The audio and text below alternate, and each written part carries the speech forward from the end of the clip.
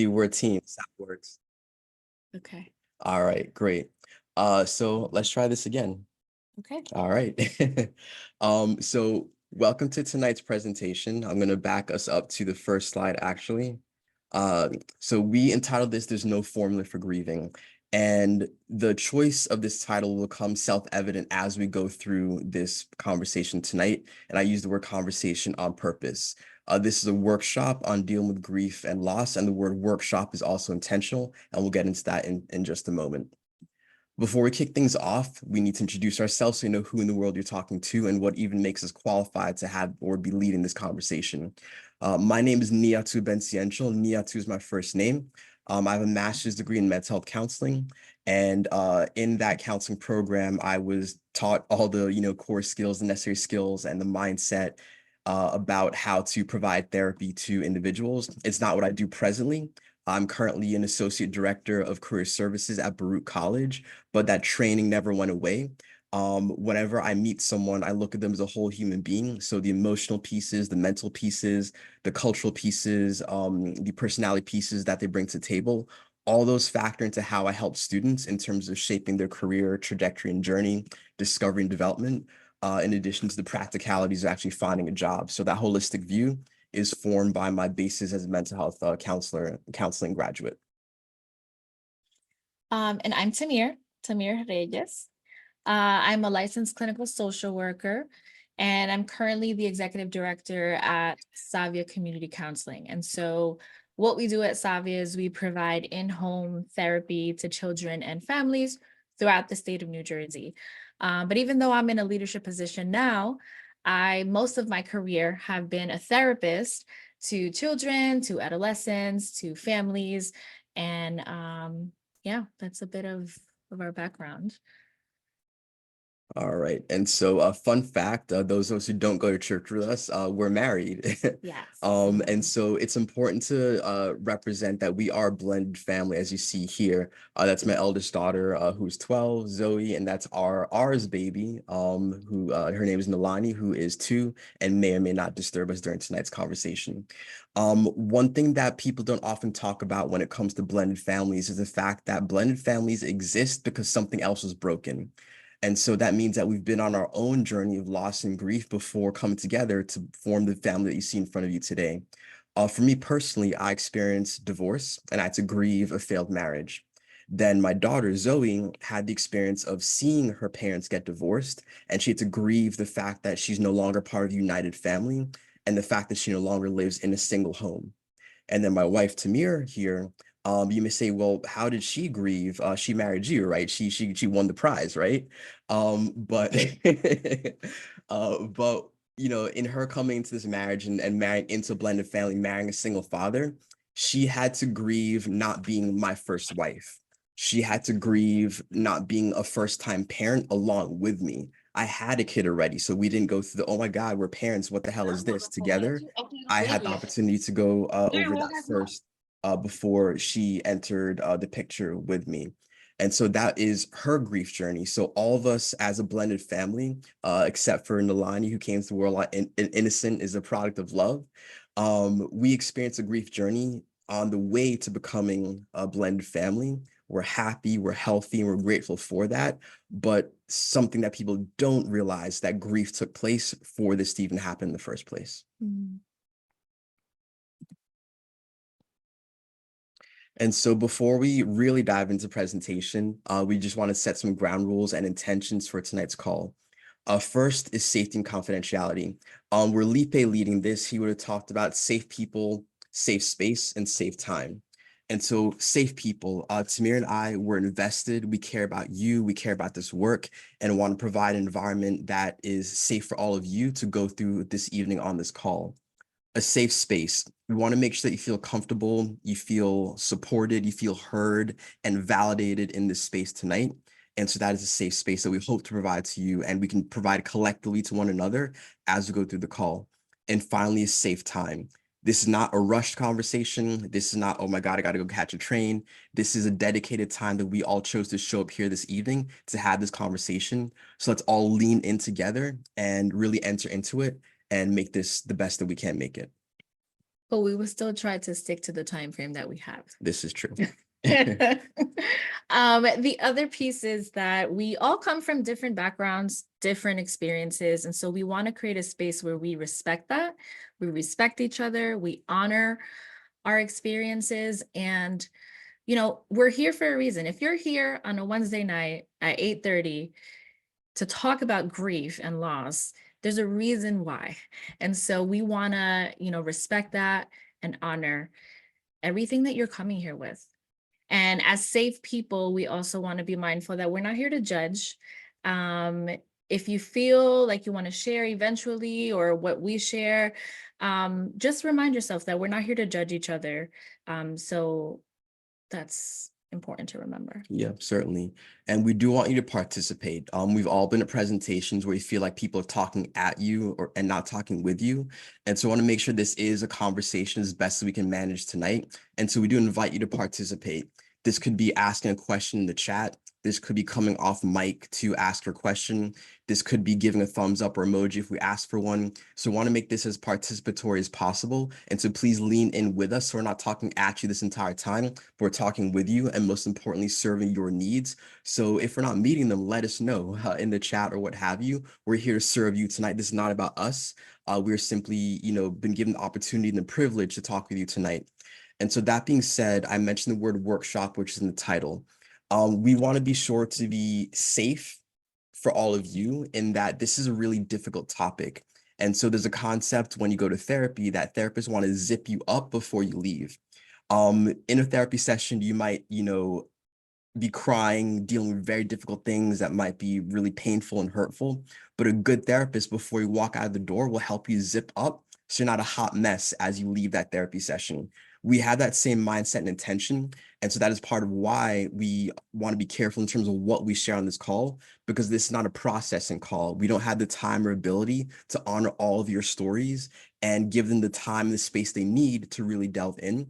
And so for that reason, this is going to be a workshop where we're going to try to educate, give information, coping tools, and resources, and not a time for us to really process in depth what you're going through so that you can be zipped up when you leave and not a hot mess, because that's what we want tonight.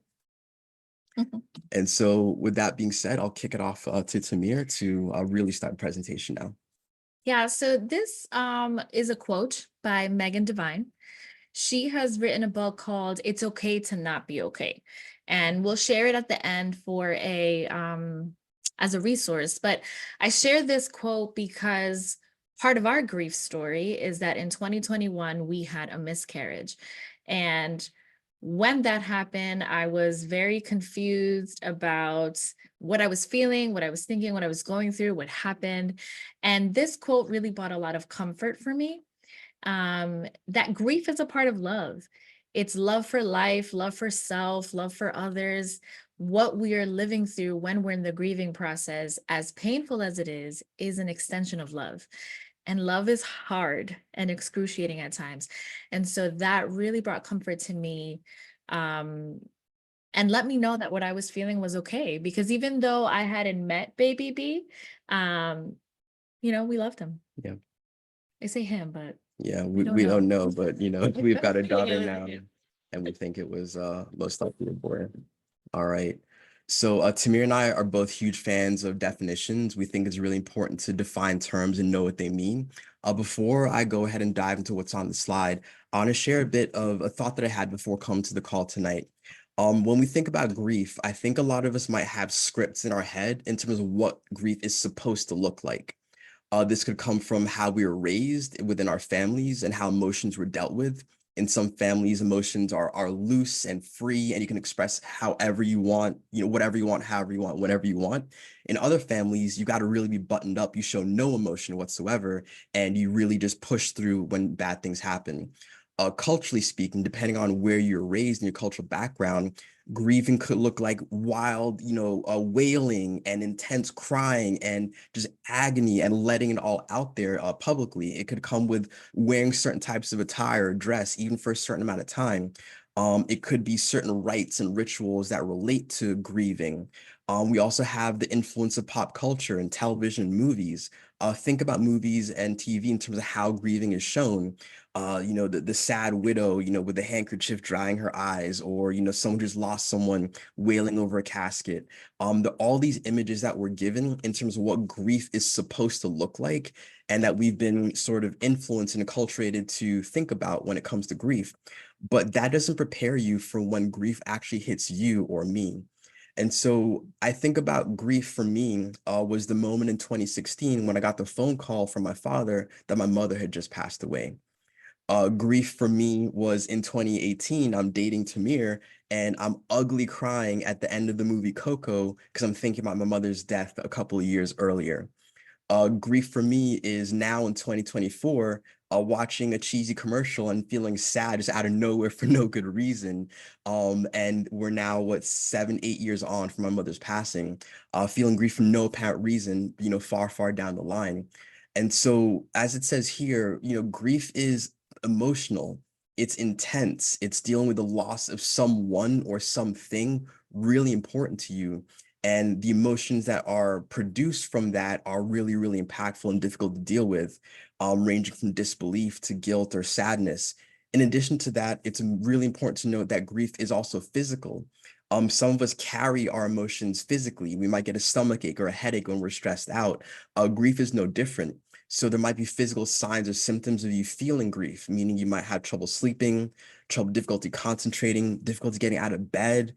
You can't think straight. All sorts of things manifest physically for us, or for some of us, when it comes to grief. And finally, if you take nothing else from this slide, grief is normal. One of our biggest goals or ambitions on this conversation tonight is to normalize grief. It is something that anyone and everyone will go through at some point. And so we want to emphasize that you are not alone, and that grief is just a natural part of the human condition. Mm. So we're going to ask that you either write in the chat, or you can unmute and share with us, what type of events do you think can cause grief? Like what types of losses do you think can cause grief? So feel free to unmute yourself or write in the chat what comes to mind. Death of a loved one, divorce. Yep. Mm-hmm. In the chat, Betsy mentioned lost dreams. Yep. Certainly. Mm-hmm. Any other thoughts? Loss of Financial loved one. loss, loss of loved ones, divorce. From AJ, thank you. Ending friendships, yes. Yes. It's not just family members. Friendships can also, cause a sense of grief once those are lost. All right. Relationships, yes, of many kinds. Loss of hope that something will change. That's a powerful one, Carrie. Thank you. Yeah. Loss of self. Yeah. When we go through changes and stages in life, the person we used to be, we might grieve what that once was. Certainly. Yes. That one hit me. I figured you might say something about that. Yeah. Okay. But yeah, so these are, you guys even shared some that aren't even on this list, but these are some examples of types of losses that can cause us to grieve. And so something to remember is that every loss is valid. We need to honor all losses, the ones that might seem small and like not important, and the big, huge, intense losses that we experience. They are all valid, and we need to honor all of them. And also, whatever you define as a loss is a loss, that you are, that it's okay for you to grieve. So one thing that, relating back to what I was sharing about pop culture and, how we're raised in the society that we're in, is that there are a lot of myths about grief. What have you, again, another opportunity to share, what myths have you heard about grief? These could be common sayings or advice that people just kind of generally say, oh, you're sad, let me offer you this, calmly said thing because, you're feeling sad, and I feel awkward because you feel sad. Yep, just get over it. Time heals wounds. It's been too long, get over it. I've heard one, I didn't know this, but the 5 stages aren't necessarily scientifically based. So just this pop culture thought that you have to go through this phase and that phase and that phase one at a time. Why are you trying to steal our presentation, Day? So we're gonna cover that in just a moment. Yeah, 100%. AJ said you need to stop thinking about it. It's about it's been too long. Yeah. So a lot of time-bound Yeah. myths related to grief. So let's go ahead and try and debunk some of those myths. We'll go through some of these one by one. So the first one here, I'm going to use the pointer. My pain will go away faster if I ignore it. This is in the short term, maybe that is helpful, but in the long term, ignoring grief is usually a path to feeling even worse later down the line. One of the most important things that anyone can, I use the word should carefully, but the ideal thing to do when you're dealing with grief, once you're able and ready, is to confront it head on. Prolonging that process is only going to have the grief sink deeper within you. So it is important to try and confront it with support as soon as you can. A next one, and I think someone mentioned it earlier, was being strong. There's the idea of, the strong Black woman or the strong Black man. And I have a student right now who comes from a Chinese background, and it's very stoic in his family. They don't talk about what's going on, and he's having to deal with that right now.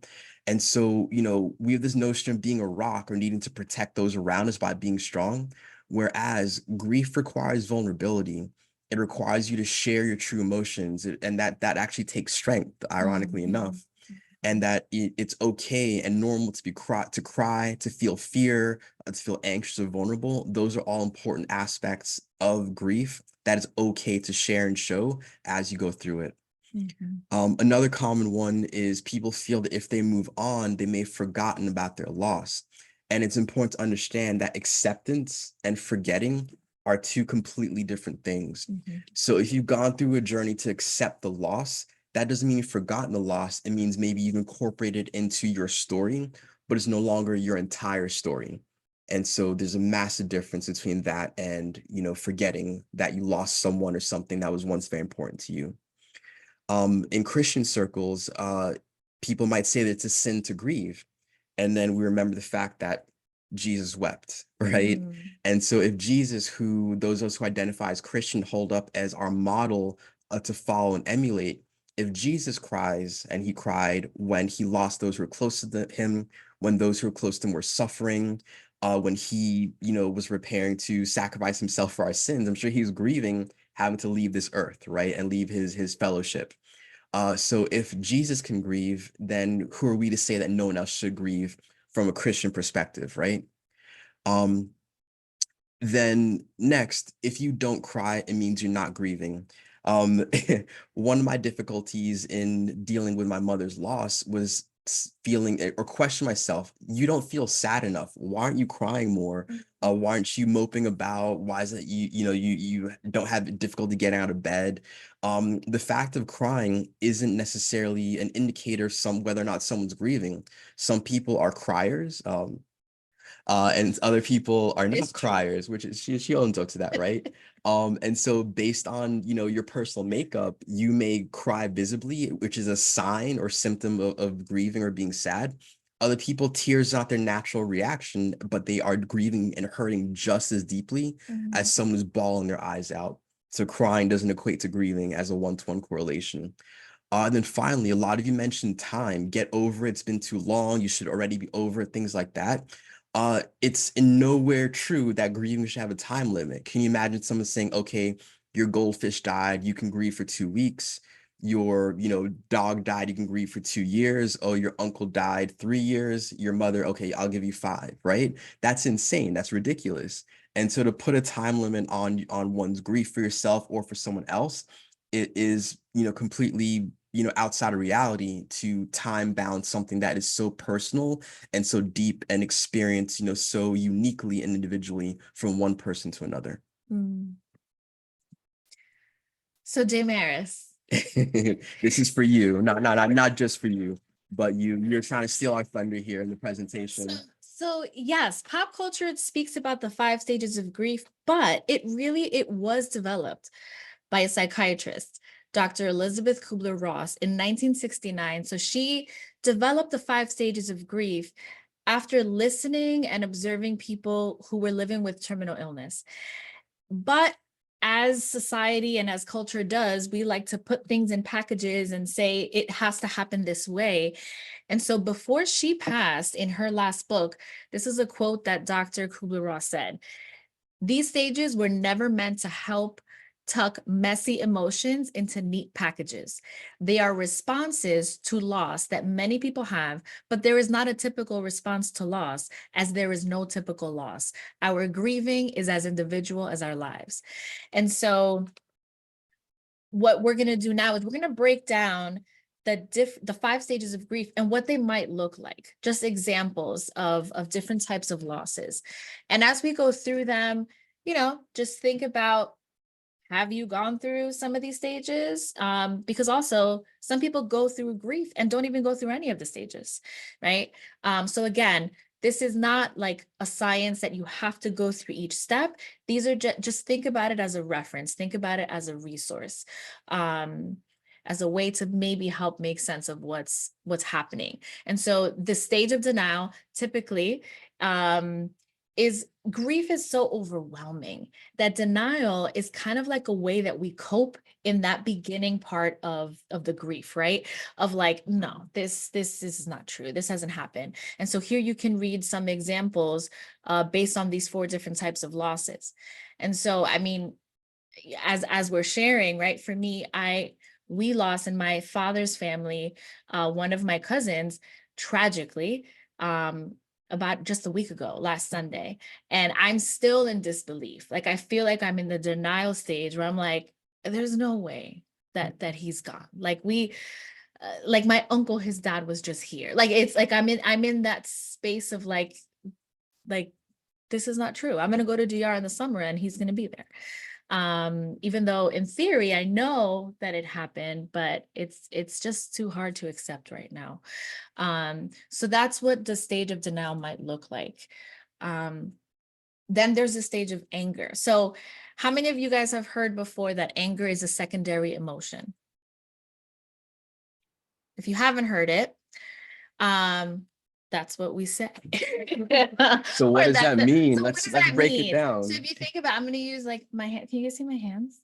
I don't know, because I don't see myself. But think about this is anger on the top, right? And so anger is like, "Nah, we're wilding out," right? And then underneath the anger is pain, is sadness, is regret, right? Is suffering. Like, typically anger shows up first, but if we really peel back the layer, there are other things underneath.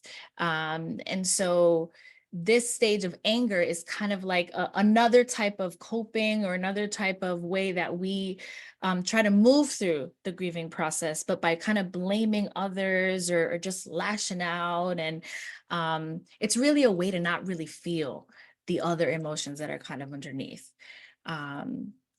Think of those who push people away when they really need people to draw close. That's that anger that, is just spraying everywhere and taking off heads, but really they are feeling so many other things underneath it that needs attention and love. And this bargaining stage is kind of interesting. During grief, we may feel vulnerable and helpless. And when there's a loss, we don't really have control over what has happened. And so bargaining, this stage is kind of a way for us to try and regain control. There's a lot of what ifs, there's a lot of if only in this stage.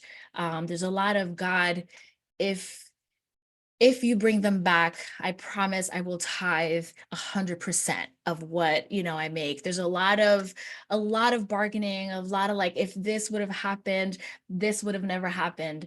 And I think, again, these are some examples, but I think about a personal example that I've lived through, which is, I had a loss of a coworker who was a clinician that I supervised, and she passed by suicide, and that was really difficult. And I kept replaying in my mind the last conversation that I had with her when we were talking about like some of what she was going through, and I kept thinking, man, like if only I had maybe ask another kind of question. If only I had provided this other resource, if only I had spent more time with her, right? So this is that stage where you're really trying to kind of regain control of what has happened. It feels like regret to me. It sounds like Yeah. regret and trying to rewrite the past almost, which is not possible. Yeah. And then the stage of depression is kind of where reality sinks in. And then you kind of feel the heaviness of the loss. This stage may feel very confusing. You know, you're kind of foggy. It's messy, and just kind of heavy. In this stage, people might want to isolate. You kind of don't want to be around others, and just deep sadness.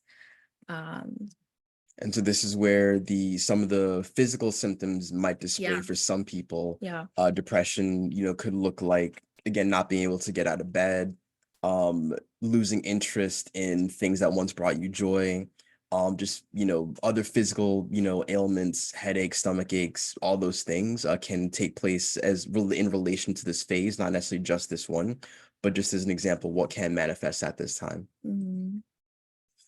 And then there's acceptance. And so it's not necessarily a happy or like, yay, we made it to this point, but it's more so, and I think you talked about this earlier, where the grief or the loss, it doesn't mean that you've moved past it. It does mean that you've kind of accepted what has happened and come to understand what it means in your life right now. Right. And so it's not this, like I said before, this happy stage. It's more so like, okay, this is what has happened. And as you see in some of the examples here, like in the example of a breakup or a divorce, ultimately this was a healthy choice for me. Right. And so it's kind of getting to that stage of, all right, it was a loss, but now what does this mean for me and my life going forward? Yeah, it feels like you reach a stage where you've had time to process and reflect. I'd mentioned earlier that it is not your entire story is now part of your story. Yeah. And it's something that you might be able to, discuss without, necessarily bursting into tears as you would have maybe, earlier had you not fully come to acceptance of the stage that you're at. So you've incorporated it. There's a level of understanding, a level of I don't think we use the word peace yet. There might be for some, there might be some peace at this stage that allows you to, move on and operate in a quote unquote more normal way than you might have been before.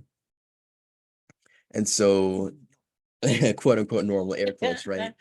So in relation to what Damaris is saying, so there is a lot of truth, right? In Yes. terms of the myth behind the 5 stages of grieving. And the myth is the stages. Maybe the word stages needs to be removed because stages, implies something being sequential, Yeah. step by step. And so above, obviously in the illustration, these are the 5 stages of grief. But the reality is this hot mess down here below, right? Which we all recognize. We can cycle, forward, we can cycle backward. As I shared in my story, my mother passed in 2016, but it's 2024, and the wrong or the right movie, the wrong or the right commercial, the wrong or the right song, can, make me really feel something a lot. And so this is me cycling, and all of us cycling all over the place when it comes to the reality of dealing with grief. It's not, It's not linear. it's not even linear. And maybe Yeah. even this isn't the most accurate, the fact that it's on a line. Yeah, I've seen other images where it's like a whirlwind, right? Yeah. And so just in the chat, Quinetta mentioned, or she asked if you can be in 2 stages at the same time. I mean, Quinetta, you could be in all of them at the same time, like, Yeah. and that's the point of this, is like, they aren't meant, these stages, to kind of cookie cutter, like this is the way it should go, but more so, this is what might happen. And yeah, we may definitely feel all of it at the same time, or none. Yeah. And so I think this might actually be a good time to take a little bit of a pause. We've been leading the conversation to this point. Thank you, Quinetta, for jumping in with that question. Are there any questions or thoughts that anyone would like to share at this point before we move on?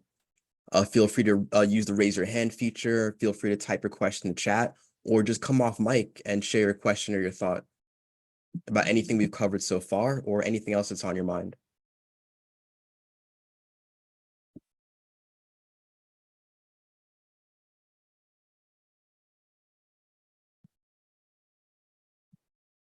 Maybe we're killing it, so there are no questions or concerns. All right. It's okay. We have some time. All right. Yeah. So leave some time at the end. So next we're gonna dive into how grief shows up. Did I hear someone come off mic? Yeah, I had a question. Yeah, Uh, go ahead. I guess like I don't know if you'll probably discuss it. I think sometimes the challenge is like because we all grieve so differently. And I've been in a point where like tears don't know or normally come in the grieving stage and things like that. But I guess how do you, I don't know if you'll discuss, or maybe this is too deep and not the time for it, but how do you actually support someone that is grieving whilst you're not grieving? Like someone close to you, potentially like your spouse, they're going through a moment and you're not going through that. So I'm not sure if that'll be part of the conversation, but just, or maybe it's not the time and place for it. Yeah, no, it's one perfect question. Great question. One that we actually, I don't think we had thought to We put. did. We we- just didn't put it in here. Okay. You probably thought about it and we didn't put it in here. That being said, when it comes to supporting a significant other, spouse, or good friend, in therapy, we think of it as meeting the person where they are, if that makes sense to you all. In that it's not about trying to quickly, so there's a book that we have that someone gave us for Nalani. The title of it is The Rabbit Stayed, if I remember correctly. And so this little kid, she built this amazing tower of blocks, and then, some birds came and knocked it over, right? And all these different animals come through and try and support her in their own way. The bear says, "Oh, let's growl," and the girl's like, "I don't want to growl." The snake says, "Oh, let's go knock someone else's blocks over." And all these different reactions trying to, in their own way, support the little girl. And none of them were right. What the rabbit did is the rabbit sat next to the girl and just stayed there. The rabbit stayed in silence with the girl until the girl led with what she needed. The rabbit gave the girl space to express her anger, her sadness, her desire for revenge, her desire to laugh, her desire to cry. The rabbit stayed, and instead the rabbit, kind of giving her the ideas of what the rabbit thought she should do, the rabbit gave her space to process and feel and go through what she needed to do at her own pace and at her own time. So if that's a helpful analogy, I think supporting someone through grief is simply being there with them by their side and not needing to fill the space with your own words, not having your discomfort lead in terms of looking for, little common sayings to say, or, "Oh, you'll be okay," or "It'll get better," those common things that we're all taught to say. It's really about being there with them in that moment and, allowing them to show you what they need or tell you what they need. And sometimes that's literally your presence and silence, and that you're there with them. Yeah. You have some comments in the chat, validation, acknowledging what they've gone through. The name of the book, I believe, is "And the Rabbit Stayed." I'm going to quickly look it up. I'm on another computer here. If I'm looking to the right, for those I didn't share that before, I'll try and quickly look up that title and share a link if I can. Do you want to open the chat on that one to see if anything else I quickly look that up? I have something to share sort of in regards to this too, and kind of in regards to the stages, I guess. I think for those that don't know me, I'm typically like a bright, happy, bubbly person. And I think in experiencing and dealing with grief and loss, I've been like surprised that I can still be happy, but that, or, still be my normal self sometimes. And then go into moments of like very, deep pain of dealing with the grief. And I've heard, people say like, "Wow, you're dealing with this so well," or "You're so strong." And I think it's helpful, what the little picture you showed about the reality, because in those moments, I almost don't know what to do with them. Like, okay, maybe I am, wow, I'm just super strong or something. But then if I have a very painful moment later on, I almost feel like, oh no, I hope they don't think I've moved on. I hope they don't think I'm done with the stage or like with the grief, because I still need support. Yes. I hope that just because I am showing a happy face, people don't think, oh, she's good and doesn't need help, because it just comes in waves and, it's very unpredictable. Mhm, mhm. And I just want to share that in case anybody else related to that, of that you might seem like okay and happy, and people then might think that you are okay and happy. And you might be in that moment. And right, like it doesn't take away the fact that you are okay and happy in that moment. And then, like you said, it comes in waves. And the next minute, it just you're hit with a wave of sadness, of regret, of tears. And so, like our title, there's no formula. And I think when people say things like you're so strong, part of it is, I think, because we want people to be okay, I think too. And so yeah, I think it's like part of like us thinking that there's this formula and there's an end to the grieving process. And we have some slides about that in a bit too, but Yeah. thank you for sharing, Yeah, Damaris. thank you. So great question, Tabel, and great share, Damaris. I just want to acknowledge that Damaris and also Betsy spoke about validation, and that's something that is really important as well. So aside, and I got the title wrong, it's The Rabbit Listened, not The Rabbit Stayed, but The Rabbit Stayed to Listen. But recognizing and what someone's going through and normalizing it and saying, I see you, what you're going through has meaning and it's real. That is immensely powerful in a world that tells you to be strong, celebrates you being strong, and wants you to move through your emotions quickly so you can get back to work usually. And that's not how life really is. And so validation and support are the two best ways to support, one another when it comes to grieving. So in terms of how grief can show up, it's important, as we mentioned in the beginning, that there are different ways it shows up for people. So there are emotional signs, there are physical signs, there are social signs. I invite you once again, this is participation in the chat. Can you share which of these signs resonate most with you that you may have gone through when you've experienced grief? So again, in the chat, give us any three, if there are three that you've experienced, across any of these categories. So Carlos, lack of trust, Carrie, insomnia. What else have any of you experienced? Fatigue, sadness, nausea. So a lot of physical signs are for Quinetta. Tiffany, shock, disbelief, anger, insomnia, right? So as these continue to come in, I want you to note that if you might be paying attention to chat, people are selecting items from different categories, and some are selecting items from across all three categories. Some are heavily concentrated in one or another. And so this is just to show and illustrate that it shows up differently for different people. And so for some of you, none of these things are even, on the list even count. There might be a whole set of other things that you experience across any of these categories. And so you just want to make that hit home in that it is so personal, but these are things you can look out for yourself. And you can also look out for in others in terms of how people show grief. Yeah. And so I didn't want to talk about this without also talking about how grief might look like in our kids. And I mean, the truth is it can also look like the slide before, but then depending on the age of the child, there may be different ways that some of these things come up.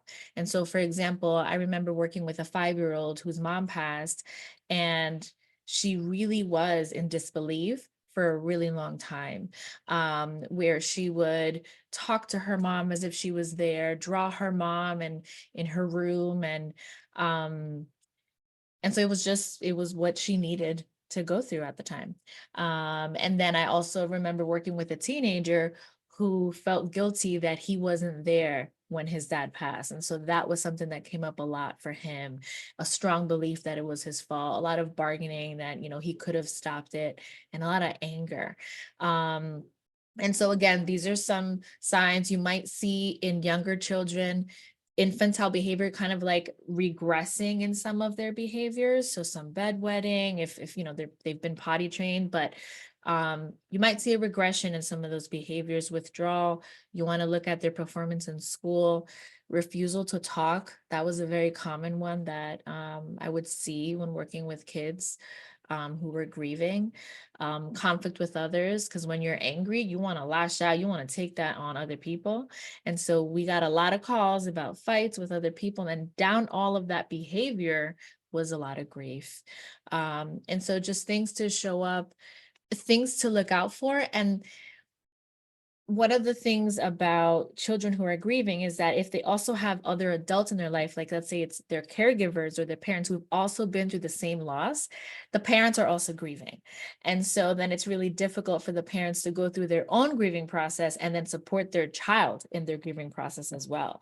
So it's really important to lean into your community, to the village that you have, because you may not be able to fully, show up in the way that you'd like to, because you're also in your own grieving process in that moment. So just another reason why we need each other. Yeah, certainly. There's not much to be said here. You're not going to expand on this really deep quote. No, it's because it doesn't need much. Grief is not a problem to be solved. It's not something that needs to be fixed. And it's an experience that we carry for the rest of our lives. I often, talk about when it comes to grief, it reminds me of like the ocean. And some of you may have heard this analogy where it's like, sometimes going to the beach, which is, my happy place, you put your feet near the shore and the water just kind of washes over your feet. And then that's like kind of like a nice memory, right? And then other times when you're in the ocean, especially the Jersey Shore, like the waves overtake you. And so there are times where grief also feels like that.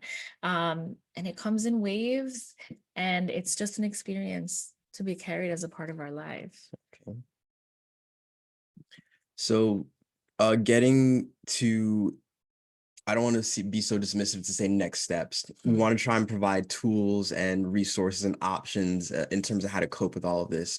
And so we call this living with grief intentionally, because it is something that you carry, as the slide before just said, over a long period of time.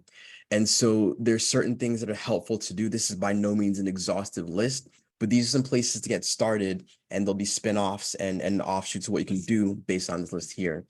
We covered earlier that ignoring your pain is, not ideal, and it only works for a certain amount of time, and it's a usually short time. So acknowledging your pain is really, really important. Validating for yourself, is hyper important. Not just having external validation, but you validating and honoring your feelings and what it is you're going through. Reminding yourself that your grieving process is absolutely unique to you. Your grief and my grief for even the same or similar loss will not look the same. And that is 100% okay. And so just grounding yourself in that, being kind to yourself, giving yourself grace, because that your process is unique to you.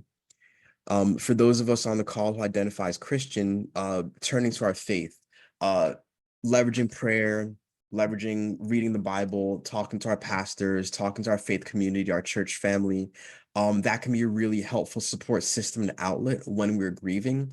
Our church is amazing in terms of showing up with practical support, food, buying groceries, helping out around the house. Lean into that community, because you will need them and they can be there to support you. That dovetails and ties in with seek out caring people. Grieving can feel like a very isolating process and time, but it can be helpful to combat that by not doing it alone. And so if you can identify people, even just one who you believe will listen to you and that you can trust, seek out that one person and share your pain and invite them to be with you in that, because so you're not in it alone. Remembering that it can trigger different unexpected emotions. We saw that graph. Grief is a hot mess. It's all over the place, and you never know what's going to hit you. I always laugh when I watch a commercial or something that just gets me. I'm like, what in the world is going on here? But that's that grief that's just sitting there. I usually share with Tamir that it feels like to me, grief is sadness and grief are just below the surface. Think of your skin, right? And so sometimes it's far down deep below the surface of your skin. You can't feel it. You're relatively fine. Things are going okay. You're moving about your day to day. But other times that grief is so close to the surface of your skin that you can just feel it. It's palpable. And so you just need to understand and remind yourself that it can be triggered at any given time in unexpected ways, unexpected situations, unexpected people. And, you know, it's about honoring that and even just knowing that it can happen. Mhm. And finally, for this slide, the two of us are both trained in therapy. We'd be remiss if we didn't say go to therapy. We each have I have a sweatshirt that says Jesus in therapy. And then what does yours say? I have Jesus and a therapist. Right. And so we couldn't get off this call without, you know, plugging therapy. There are thankfully more and more options for affordable access to therapy. You can Google those. We provide a couple of sites for, you know, online therapy that make it a bit more affordable, more accessible. But if that's something you've never tried before, we just want to encourage you to dip your toes into it. And if you need help finding a therapist, there might be friends or people in your network who've sought therapy, talk to them. And we might even be willing to help you navigate that process as well. So you can also reach out to us, talk to us about that as well. So it's really important that in the process of grieving and just throughout life, that we care for ourselves, but especially when we are in the grieving process. And so these are just some ways that we can do that we can care for ourselves. So express your feelings in a tangible or a creative way. Before we started, Nancy was talking to Mary about how I journal about all the things. I've been journaling since I was 16, and I have journals for all the things. But it is a way that I am able to express myself. So when we lost baby B, the first thing, I think it was the day after the procedure, I wrote a blog about it because it was my way of just kind of getting my feelings out, sharing the story. And it was what was healing for me. Whereas for others, it might not be, and that's okay, right? But trying to maintain hobbies and interests, I think when we're in the grieving process, having some kind of routine is helpful. And so maybe still holding on to things that bring you joy in the process is helpful. Don't let anyone tell you how to feel, and don't tell yourself how to feel either. Okay, so be kind to yourself in this process. And some of what you were saying before reminded me of this one. That's why I didn't jump in, because I knew we would talk about planning ahead for grief triggers or reminders, I like to call them. So anniversaries, dates, you know, our bodies hold on to things and our body remembers. And so, you know, if it's an anniversary of the loss of someone, or the breakup, or the divorce, or the loss of the job, you know, it might be helpful to plan ahead and say, oh, I'm going to do a really deep self-care on this day because, you know, things might come up for me, or I'm going to, you know, intentionally plan some time with a friend or a loved one or someone that I feel safe with. I have a close friend that on the anniversary of her dad's passing, she goes away for the weekend and is a time where she, you know, just remembers her dad and goes to some of his favorite places. And I think he passed away at this point 13 years ago, and she still does it every year. And so, you know, planning ahead for those reminders that might come up for us is helpful. And then look after your physical health. So we know that grief might impact our bodies. So try your best to sleep, drink your water, stay hydrated. You know, sometimes we forget about the basic needs, and those things can just kind of help us at least maintain, you know, during the process. Right. And so we want to honor your time and start wrapping up. Yeah. We're definitely willing to go a bit over and stay for discussion and further questions. Want to honor you by trying to wrap up, you know, on point. Oh, I went ahead too far. Sorry. Oh no, That's that is it. Yeah, resources. Oh, we messed up. Oh, this is in the wrong order. So final thoughts. So this is keeping it real, right? Stuff happens. From my end, I just wanted to share a few things that I think are really important takeaways. If you leave with nothing else in this presentation, I thought these few simple things would be the most helpful. So again, we want to validate and normalize grief. Whatever it is you have experienced in the past, are currently experiencing today, or will experience in future, it is absolutely normal. Second, your grief is unique to you. As unique as our fingerprints are, your version, experience of grief is going to be unique to you. There may be parallels or similarities with other people, and it may be great to bond with those who've been through similar things, but how you experience grief is totally unique to you, and that is also okay and normal and to be expected. Just to reiterate again, we need our community. Grief grows in isolation, as do many mental health and emotional challenges. If you stay isolated, they more often than not get worse. And so encourage all of you to not take it on alone, but to seek support, from those around you. Bring light to the situation. Don't let it grow alone in the darkness. Grief is a journey. It's, 2016 was my mother's passing. I'm still on that journey. It is not my whole story. It is part of my story. And I think the blessing of it at the end of the day is I'm able to connect and support those who've also been through that more recently than I have. And so I've been able to accept and process and can now use that experience to help and support others. But it's a journey. It's not done for me, but I'm further along than maybe some others are on a similar, type of loss. And finally, once again, intentionality is what we try to do with such things. There is no formula, hence the title of this presentation. Grief has no formula. So don't look for one. Don't try to write one. Don't ask anybody for one. There is no formula. Go through it however it works for you, but seek the support, resources, and practices that are going to be life-giving and help you to move through it as best as you can.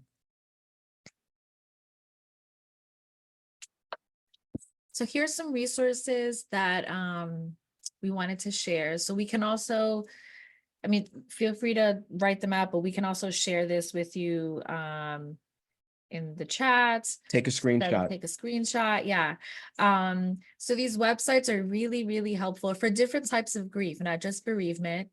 And we have Mary and Ken here who have a wonderful ministry where through Grief Share, they offer support through a support group. Mary, is it once or twice a week? Maybe if you can unmute yourself, Mary, and share a little bit about Grief Share. Yes, Ken and I facilitate a virtual Grief Share group. We meet on Thursdays at 7:00. It's a 13-week cycle. Anybody can join. You just go on griefshare.org to sign up for the Calvary Temple, Wayne, New Jersey group. And this gives you access to the videos online. You could also get the workbook that goes along with the video. Then once I know people want to join, I give them the Google Meet code. It's just I found it a great resource because on the videos there's pastors, counselors, and lay people like you and I, and they just share different things about their experience or what helped. And it's a time when you're in a group that people have they're all grieving somebody because it's a grief group for losing a person, also this ministry that runs the Grief Share also has divorce care, so that's like a little different. I forgot what I was going to say now. But what I love about it is, you're amongst people that understand your grief. Everybody's grief is unique. I always tell the group, my husband and I got involved with this ministry because in 2008, we had lost our first son after a car accident, and he had died several months later from a toxic reaction to his muscle relaxants and his painkillers. So I always share with people, my husband and I both lost a son, but the way we walked out our grief was totally different. But that didn't mean I did it right and he did it wrong, or vice versa. We just did what we needed to do. Like, I'm a writer, So like I watched the videos, I filled in the workbook, I did the little assignments every day. At the time, I didn't know how to email or text, so I bought the devotional book. I read that every day. And I lived for Thursday nights to watch the videos just to learn something, even if it was a little nugget I could hold on to for another week, you know? And I would highly recommend it, you know. Awesome. Thank you so much, Mary. Thank you, Mary. But yeah, these are just some resources there. And we'll just, so it's already 9:32, so I really want to honor everyone's time. And so if you need to log off, let's do this. If you need to log off, let's just share. This is our information. If you want to keep in touch with us, these are our emails. And then we also have a joint email as well. So take a screenshot or write it down. And then we are members of Liberty Church, as Niatu mentioned before. And so it is, we're doing this through the church. So if you need any type of support, if you need prayer, feel free to text this number. Feel free to follow us on social media. And if you're in the Jersey City area, we would love to see you Sundays at 10:30 at this address here. And so I'm going to stop the recording now. And if you need to sign off, sign off. It was so good. Thank you so much for being here. And if anyone wants to stay for some Q&A, feel free to do that. We'll be here.